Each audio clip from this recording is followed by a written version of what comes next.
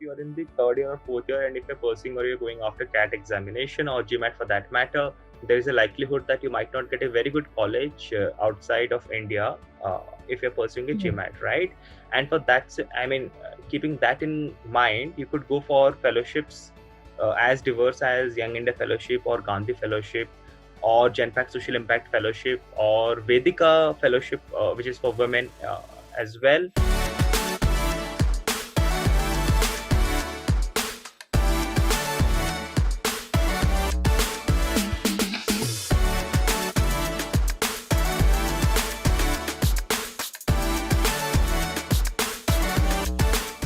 I got to know first about Young India Fellowship when I was in my second year of my engineering stream. I was pursuing mechanical engineering from SRM University, Chennai. I wanted to do something interdisciplinary, multidisciplinary after my engineering. And while Mhm. googling through all the fellowships or all the courses out there, I chanced upon Young India Fellowship. I read more about it, that it actually pools people from different backgrounds, from different parts of the country, and not just one specific discipline, say science or social science per se. And that interested me a lot. And then also I was writing poetry. I was actively involved in literary activities. I had a poetry book published as well. So I thought that this would be a natural inclination, or this would be a natural step after my engineering. And I think it was a 6 month long journey to finally get into Young India Fellowship. It is all about your profile. What all activities did you carry out both in your undergraduate stream or prior to that in your 10th and 12th. And also it was about writing essays, and also it was about the impact that you would gonna bring to the world after you complete the program. And I think it was a holistic set of questions that they had asked us. I joined just after my graduation. I did get some very good offers from two IT companies, but I decided to not take those up and then join Young India Fellowship instead. And I mean, to your question, if people having some prior experience can join this program or not, the answer is a definite yes, because I remember, in fact, majority. Most of my team members or most of the cohort members had some prior experience, but I wouldn't say that having no prior experience would not bring an impact to your profile. Uh, we definitely see people with or without prior experience getting into the program as well, right? I am one of the examples. But here over here, in the Young India Fellowship, we were exposed to a plethora of courses out there in the world. But the ELM program that I talked about is of 8 month duration, and it's not that you'll have to devote all 5 days into that project. It was quite flexible. There were 4 credits attached to that ELM project. All you have to do is gain those credits, spend as much time as possible. During your weekdays or over the weekend, go to the field or go to the organization that you are paired up with. It could be a corporate, it could be a public policy or think tank, and then you'll have to carry out an assignment that they have given to you. Exactly, and we're not paid stipend as well. So, but it's a mandatory course that each of the fellows will have to take up, because again. In the normal management or in the MBA programs as well, right? You'll have to do 2 internships Mhm. over the duration of 2 years, and therefore to bring that aspect as well into the liberal arts curriculum, into the liberal arts program, they have introduced this structure of they have Mhm. introduced this module and the structure, and this is how they have laid out the structure as well. I think that's a great and interesting question. I could go on and on sharing some of the very very very inspiring success stories from my cohort and from my seniors as well. After the fellowship, I think she went on to pursue her MBA from Harvard University. Scoring 780 in GMAT. She had a she had a biotechnology background. There was this other fellow who was very clear, because his dad is a civil servant working at the ministry, at some ministry. So he was very clear. He was very clear that he was gonna pursue civil services. So after the fellowship, he did get some very good offers.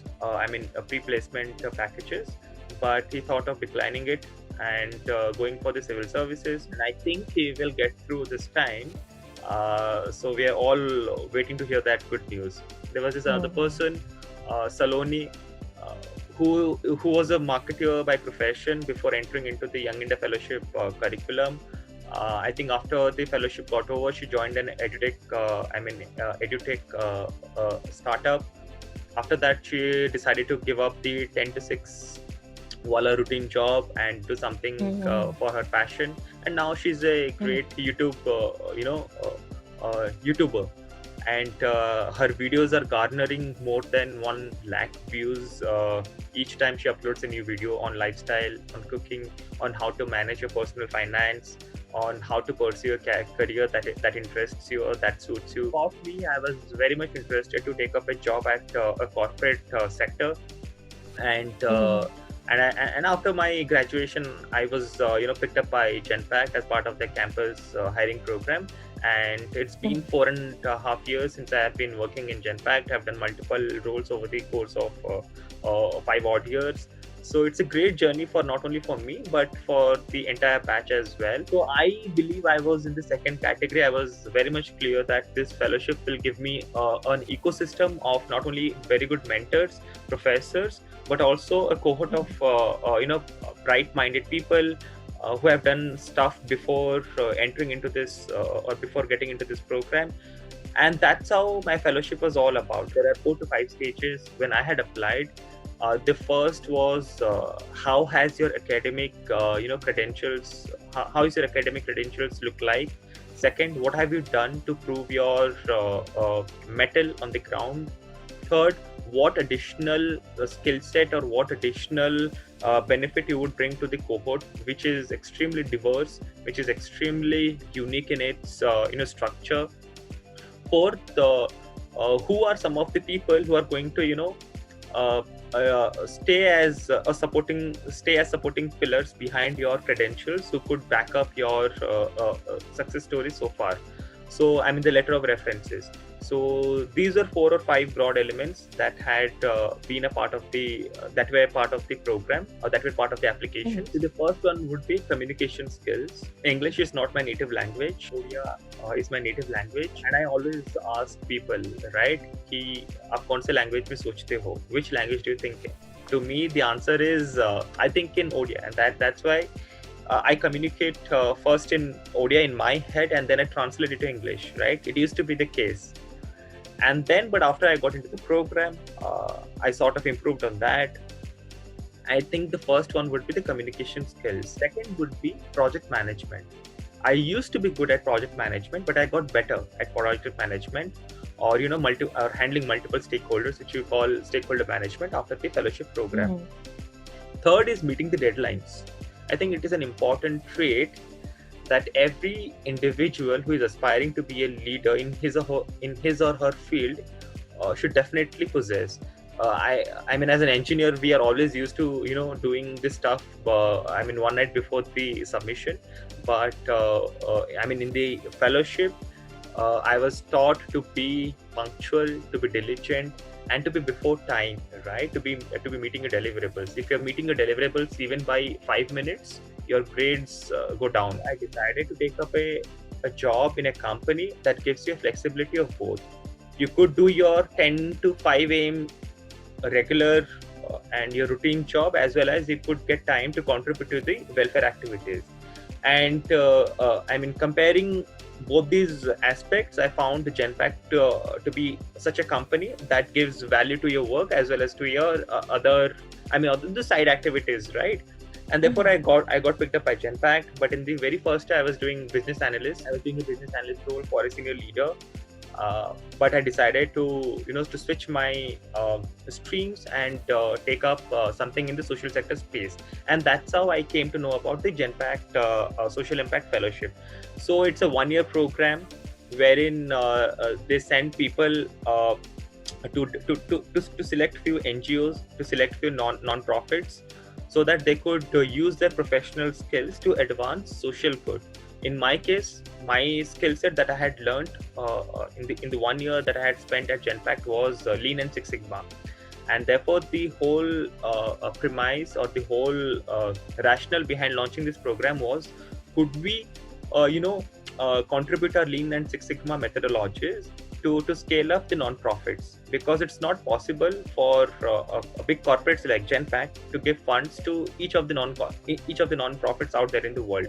So is there a possibility that we could give out, is there a possibility that we could give our professional skills instead of funds? And that's how the program got launched.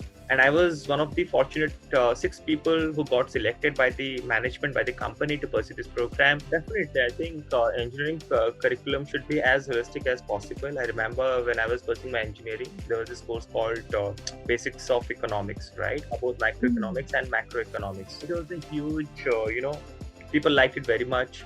It had a huge fan following in our let's say the other disciplines, right? The fluid mechanics or thermal engineering, people never used to go to classes, right? They would feel like, okay, if you will study overnight, we could get good grades, right? But economics is something you'll have to be in the class, interact with professor, know about the data points, know about various aspects of economic theories that we are studied.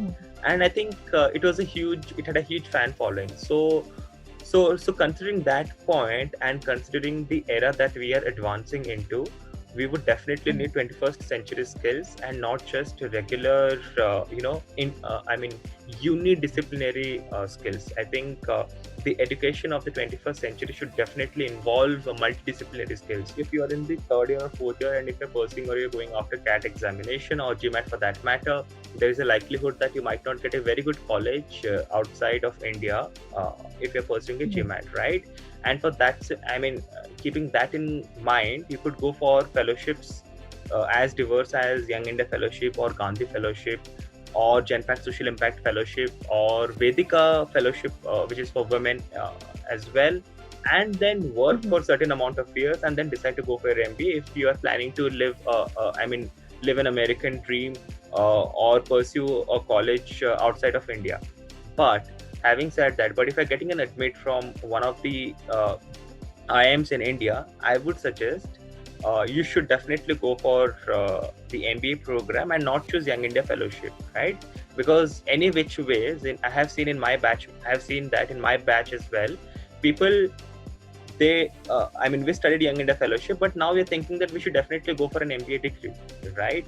Yeah, because in YIF, we never were taught about some of the core or the fundamental course modules that are being taught at MBA programs, right? We are taught about liberal arts program, but again, to rise up the ladder of a corporate, or to rise up the corporate ladder, you should definitely need a combination of both the liberal arts program, the critical thinking skills, the analytical mindset, as well as core business fundamentals, which is required or which is expected of every manager or every rising leader.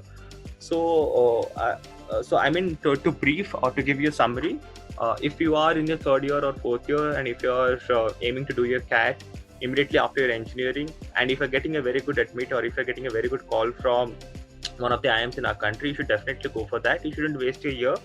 But in case you are not getting a call from any of those IIMs, you should definitely pursue one of these fellowships, build your profile. Then again, you could any which was get into IIM as an executive through executive MBA programs after 5 years completing of your normal or if you want to do your MBA from outside, you could leverage this fellowship program, because it is generally considered as India's Rhodes program. So build your profile, get very good amount of work experience, get good letter of references, and then apply for your MBA program out of India. Prior to YIF, if you are confused, upon entering into YIF, you'll be confidently confused.